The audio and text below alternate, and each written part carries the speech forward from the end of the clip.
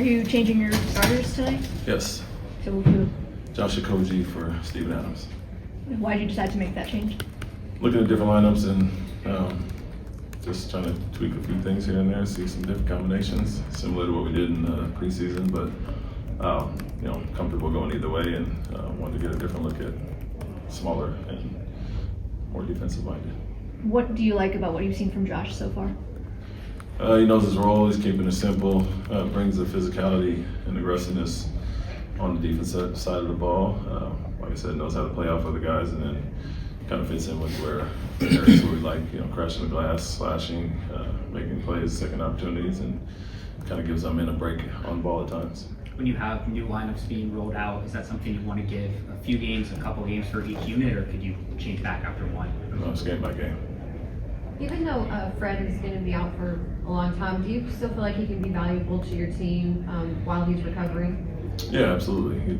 Same thing he did, even when he was injured or while he wasn't in the game the past few years, and still coach guys on the bench and in practice and all the same things, so he can continue to do that, and just an extra veteran voice to kind of talk to our young guys about some experiences and things that he sees. And so he's done that after the first and second game. Got with, specifically Reed and I'm in, and we'll continue to mentor them. Do you think it's valuable to have kind of a different voice like that sometimes? Other than me? No, I didn't mean no offense to that. Honestly, and yes, I think during the games a lot, Fred is like a coach on the floor, and he, like I said about him and Kevin halftime they're in a grumpy mood and keep everybody on edge, and Fred does a good job of that. So it is important to get it from the players and not just hear from the coach all the time. And so we do want them to please themselves, and he's really good at that. So we're all for it, and Jeff, Kevin, Steve, and the other veterans do it as well. I think this team is 30th in pace. How much of that is attributed to the double big, and how much do you think that will change putting Josh in that lineup? That's really, I don't know if it's a combination of the bigs out there more so than us getting stops and attacking, turning the ball over. We want to create more. We did that in the preseason. Hasn't really followed through into the season, but Min does such a good job, but we have to get others to do it as well when he's not in the game. And I think Reed is underrated as far as the way he pushes the pace and kicks ahead. And so I think we're getting a combination of that in the preseason that we haven't seen in the first two games so far. It's a small sample size, but do you view this more about the offense or the defense not being exactly where you want to be in 2 games into the season? I think it's been both, honestly. When you look at OKC game, we give up 28 points on 25 turnovers. That's offense, obviously not taking care of the ball, playing in the crowd. In a one possession game and our double overtime loss, that's obviously easy to take care of if you take care of the ball and get shots instead of feeling their transition. In the last game, defensively, we didn't rebound, giving up 25 second chance points in another one possession game. And so you take care of the simple things, the things that you can't control. It's not about made or miss shots. We had a bad shooting night last game, but still had a one possession game and had a lead in the fourth quarter. And so don't give up 25 second chance points or 28 points off of turnovers, and those 2 games will be in good shape.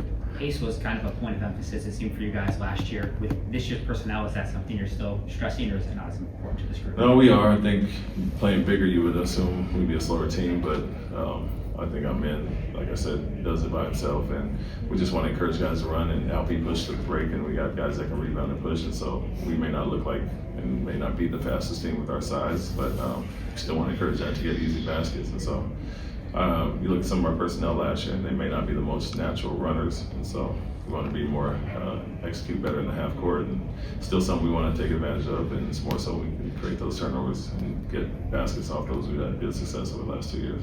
Reed has seemed to perform a lot better off ball. He seems a lot more comfortable. Do you think that he is more comfortable playing off guys like LP and KD, and do you feel like he's improved as a facilitator that can still get his own shot?